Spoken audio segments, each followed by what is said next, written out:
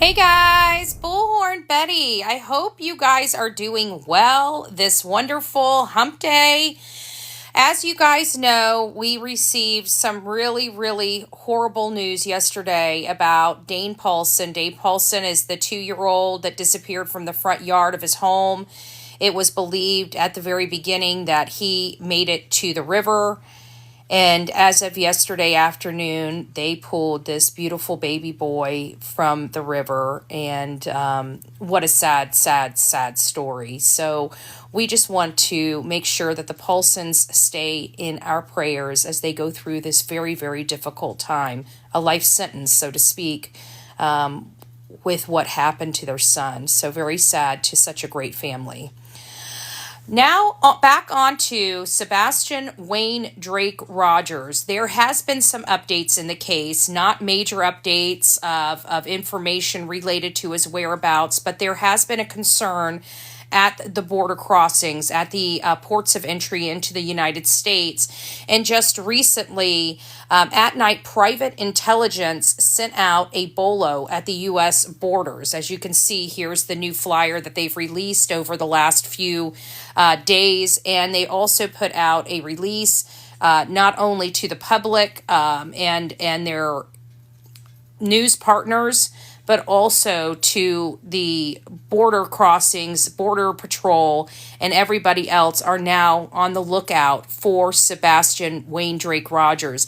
If you guys haven't noticed, I did drop a video this morning. Oh, thank you, Just Passing. God bless you. Thank you. And I see Salty Cathy.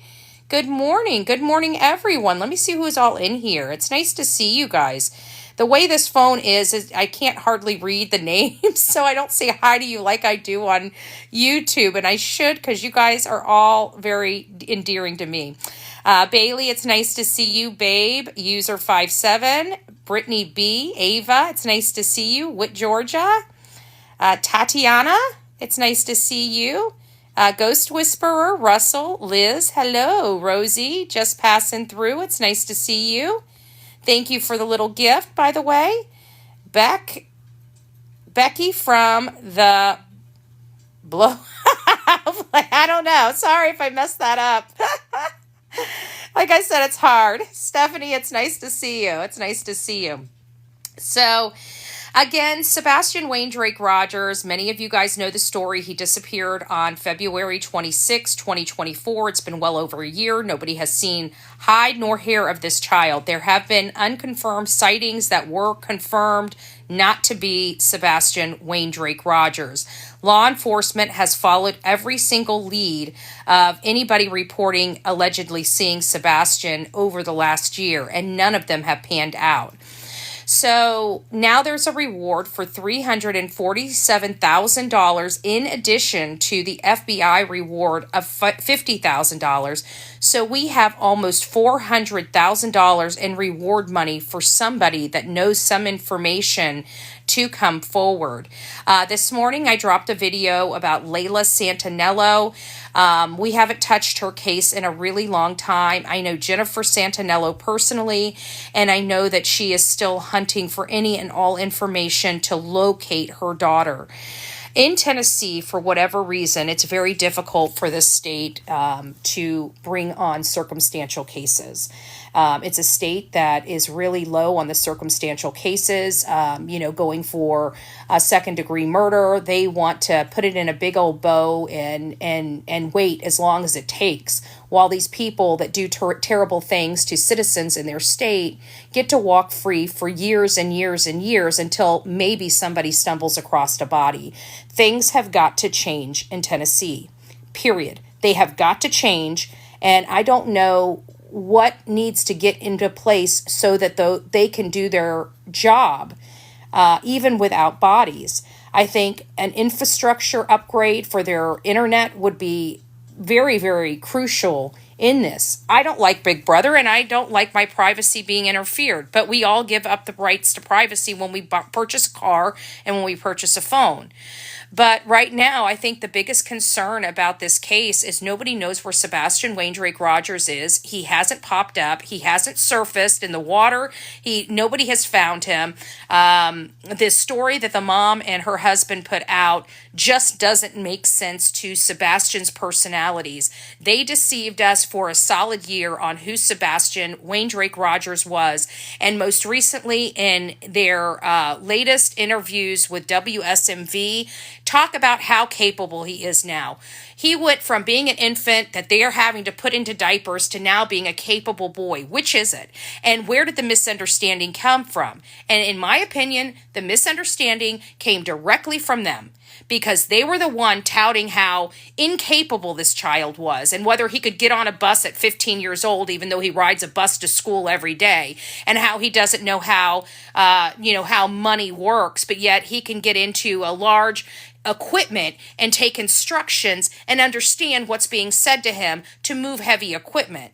It doesn't make sense. They lied to us at the beginning. They've lied to us about the details of the case. They lied to us about who Sebastian Waindrake Rogers is. And now they're saying, oh, well, we don't know where the misunderstanding came from. Well, I can identify it exactly where it came from. It came from them. I literally dropped maybe an 8 or 10 minute video on my YouTube, literally taking all these little clips of them and what they said about Sebastian, and then ending it with, their newest interview that they released with WSMV, just to make sure if anybody's unsure where the misinformation and misunderstanding came from, we can definitely have receipts on exactly where those statements came from. And you will not be surprised that it came from the mom and her husband. The same people that don't know what happened to this child inside their locked home.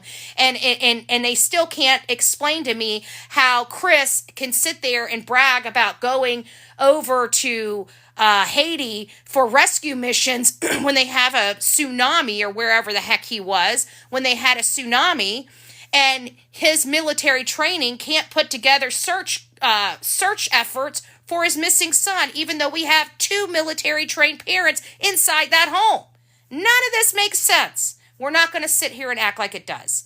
We know we were lied to. And the question is now, not were we lied to. We know we were lied to. The question now should be, why was the public lied to? And that's what we need to get to the bottom of. Why was the public lied to? And why have these parents been so manipulative since the beginning of this case? I don't know. I'll leave that up to you. If you guys would like to express your opinion to me on that question, you can reach out to me at bullhornbetty@gmail.com. bullhornbetty@gmail.com. Let me read some of your questions. You can tell he's very intelligent. They downplayed him, and they should feel horrible for that. Yeah, but then she's sitting there trying to give excuses, like on the WSMV after his year. Now, we haven't heard them. They crawled out from under the rock to, once again, a self-preservation purpose. It wasn't about Sebastian. His father talks about Sebastian. They talk about themselves, let's be honest. And she's like, well, it was a misunderstanding, maybe the fluidness of the situation. I didn't get the information from law enforcement. I got the information about Sebastian from the multitude of interviews those two did. It was his father that had to clear up my misunderstanding. His father. I thought it was strange how he can do well at home with Seth on his own while he was working. Exactly. And they act like they didn't leave this boy home. This boy came home every day by himself. He was completely capable of taking care of himself at that house. But for some reason, it was an issue when Chris has to go to work, but not when Katie has to go to work. Explain that to me. They already know where and what happened to him, I'm betting. Me too. Absolutely. I've never seen a mother of a missing child act the way she did, unless they are the ones that, yeah, exactly. Exactly. I think we all kind of have our opinions about that. Seth wouldn't leave him while at work if he was if he was way they portrayed him. Exactly. Sebastian, and that's why he wanted him to be in homeschool, because he had a program that he could go through during the day and he could do the homeschooling, in between that. But it was all set up so that Sebastian would not be alone for any significant amount of time by himself. And, I just sit here and watch, because these two people are now putting out, they couldn't put out any images of Sebastian when all of us were out there searching for him. But now all of a sudden, all these images are surfing, but none of a family, right? It's either Chris with Sebastian or Katie with Sebastian, but it's never Chris and Katie with Sebastian. And all the images that they're putting out, with the exception of the ones that only Katie are in, were all from years ago. And there is no recent photo that I can find of Chris, Katie, and Sebastian at all. I think the last time I've ever seen them all, I don't even know if I've ever seen a photo with them all together. I think there was one floating out, and it was when they were in California years ago. But where's that bike? It's so funny, because on one hand, when you hear interviews, Chris Proudfoot, the mom's husband, refers to as Sebastian loves being outside. So if he loves being outside and he loves going to parks and he loves going fishing, why was he always stuck in his room at that house? And why is a boy that's always home and never leaves in so much trouble? I will never get over that. If you listen to all their interviews at the beginning, they talk about how he wasn't in trouble, how he's good, he's been good. He hasn't had any problems lately and all this other stuff. But it always refers to him always being in trouble or always having a punishment. And I'm sitting here thinking, like, I was a troubled teenager and I'm not grounded as much as this boy that stays home all the time is. Or in trouble as much as this boy has. I just can't. I don't understand it. I don't know if I'll ever understand it, but I digress. Keep forging ahead. Let's keep finding information. If you have any kind of information that you're finding or somebody's opening up to you, reach out to bullhornbetty@gmail.com. I keep all my sources confidential, and you don't have to worry about being public or anything like that. I have a true blue track record of keeping people confidential. We have done a lot of stuff to keep people information flowing while keeping who they are private. It's been very successful for the last 4 years. So again, I do have a very good track record of keeping things confidential. So if you have confidential information, please reach out to bullhornbetty@gmail.com, bullhornbetty@gmail.com. I love each and every one of you. I will be back. Go check out my Leila Santanello a video. Please pass it around. We have to start advocating for Leila. We're approaching 2 years for Leila Santanello of her being gone. And that's a little concerning. So we need to find out where she is. Again, she's in Tennessee. That means no body, no crime, no body, no charges. So unfortunately, her mom believes that she could still be out there.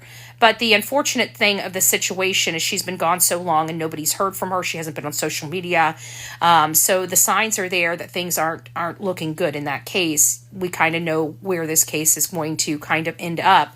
I just think whatever happened, she needs justice, and we need to advocate for that. So if you guys have any information out there in Kingsport, Tennessee, again, I will keep you confidential. Please reach out to me if you can't reach out to law enforcement. But me personally, I'd prefer you reach out to law enforcement before you reach out to me. But I understand in situations like this, especially some of the people I've heard that may be involved, might be a little scary. And I promise you, we will protect you. So God bless everybody out there doing the right thing, because it's the right thing to do and keeping these cases alive. Leila Santanello needs rejuvenation in her case. So please start creating some content around Leila Santanello so we can get some new information and infuse this case a little bit more before it goes cold. God bless you. Are you kidding me, wild child? You don't want to start with me, little girl. Let me tell you right now, where is Seth's photos? He puts them out. He goes live. He's always out here trying to advocate for his son. He gives people stacks and stacks of flyers to help out. He hands out shirts. He hands out bands. You tell me what he hasn't done. He played frickin' voicemails, for the love of Christ. So let me tell you something, wild child. Okay? You want to come here and step on in some poo-poo? You can go right ahead. But I think you're a freaking, I'm going to keep it. We're on TikTok, and I don't need to be shut down. I don't need to be shut down. But go back to whatever trash you've been going to. I'm going to tell you that right now, wild child. But you do not want to step on where's the photos? He's the first one that started releasing photos. The mommy was monkey effing around with all these little baby photos that she was trying to tout around as her son. And nothing updated. Every bit of misinformation has come from the mom and her husband. Why don't you fact check that, wild child? Maybe you're too wild or too much of a child to be an adult. I don't know. Have a great day and God bless. All right, guys, rock it out with your coffee beans out. Don't forget to be fearless. If you see something, say something. An ounce of prevention is worth a pound of cure. And until next time, please be safe. But more importantly, kind to one another. And I probably wouldn't be pissing in Bullhorn Betty's Cheerios cupcake. Just saying. God bless.